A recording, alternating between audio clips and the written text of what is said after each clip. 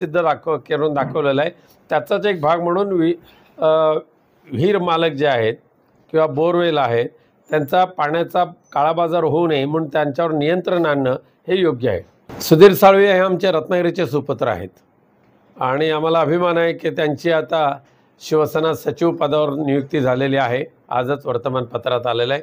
त्यामुळे मुंबई सहित कोकणामध्ये सुद्धा किंवा रत्नागिरी जिल्ह्यामध्ये सुधीर साळवेंचं खूप सहकार्य होईल असं मला खात्री आहे। आता पुढे नाही थंड नाही पडलेलं आहे। प्रीपेड मीटर कोणत्या परिस्थितीमध्ये शासनकर्त्यांनी जरी ठरवलं तरी आम्ही शिवसेना उद्धव बाळासाहेब ठाकरे प्रीपेड मीटर रत्नागिरीमध्ये आणू देणार नाही हे आमच्या पदाधिकाऱ्यांनी सुरू केलेलं आंदोलन कायम राहणार आहे। आता सध्या प्रीपेड मीटर बसवत नाहीत म्हणून थांबलेले आहेत, पण जर वाटलं तर आमचे तालुका प्रमुख इथे बसलेले आहेत शेखर घोसाळे, त्यांनी तर दणका त्या सगळ्या पदाधिकाऱ्यांनी दणका दिला होता आणि प्रीपेड मीटर बसवतील त्या दिवशी त्यांची होळी करून टाकू। जे बसवलेले आहेत ते पण त्यानंतर बसवण्याचं काम थांबवलं आहे त्यांनी। नाही आम्हाला बाजारातून विकत पक्षाचे पदाधिकारी घ्यायचे नाही आहेत।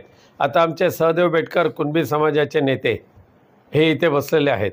एक खूप मोठं त्यांचं राजकीय वर्चस्व आहे, पण ते सुद्धा स्वतःच्या मनाने विचाराने शिवसेना उद्धव बाळासाहेब ठाकरे पक्षामध्ये आलेले आहेत। एक त्यांना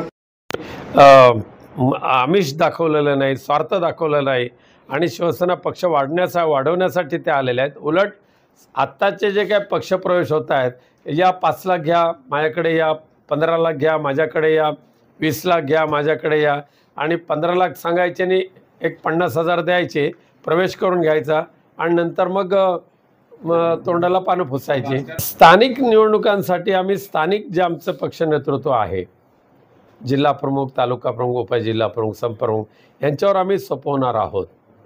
कसं त्यांना जे सोयीस्कर ठरेल ते त्यांनी घ्यावं। मुंबई महापालिका असतील, जिल्हा परिषद असतील, आत्ता तर असं झालेलं आहे की कोणत्या परिस्थितीमध्ये कार्यकर्त्यांचा पदाधिकाऱ्यांचा आग्रह आहे की मुंबई महापालिकेसहित इतर महापालिकामध्ये किंवा जिल्हा परिषदेमध्ये स्वतंत्र निवडणुका लढवाव्यात असा खूप मोठ्या प्रमाणात आग्रह आहे। त्या अनुषंगाने निर्णय होण्याची शक्यता आहे।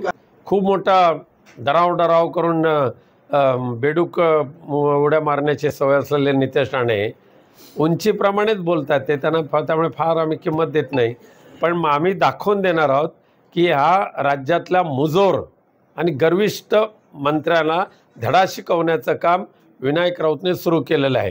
ह्या नितेश राणेच्या विरोधात गव्हर्नरकडे आम्ही अपील केलेलं आहे त्याला डिस्क्वालिफाईड करा म्हणून, आणि ते जर झालं नाही तर पुढच्या 15 दिवसात आम्ही हायकोर्टामध्ये याचिका दाखल करणार आहोत।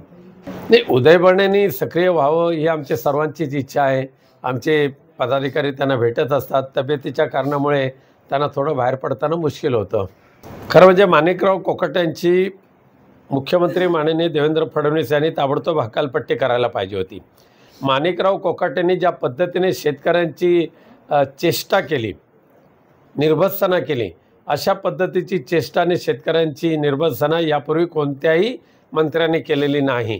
त्यामुळे शेतकरी किंवा म्हणजे निवडणुकीच्या वेळेला ज्या पद्धतीने मतं विकत घेतली त्यानंतर ह्या सगळ्यांची मस्ती एवढी वाढलेली आहे की सगळ्यांची ते एक किंमत करेन असे झालेले आहे। त्यामुळे शेतकऱ्यांना अशा पद्धतीने शेतकऱ्यांची चेष्टा करणाऱ्या माणिकराव कोकाटेंसारखे मंत्री महाराष्ट्राच्या मंत्रिमंडळामध्ये असणं म्हणजे ते महाराष्ट्राचं दुर्दैव आहे।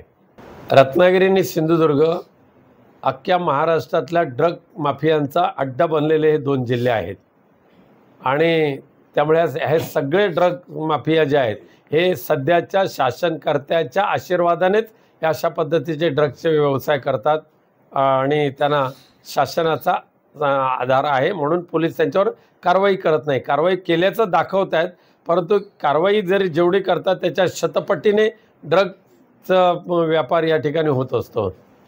आपल्या परिसरातील बातम्या आमच्यापर्यंत पोहोचवण्यासाठी स्क्रीनवर दिलेल्या क्रमांकावर संपर्क साधू शकता। दूरध्वनी क्रमांक 8652414343।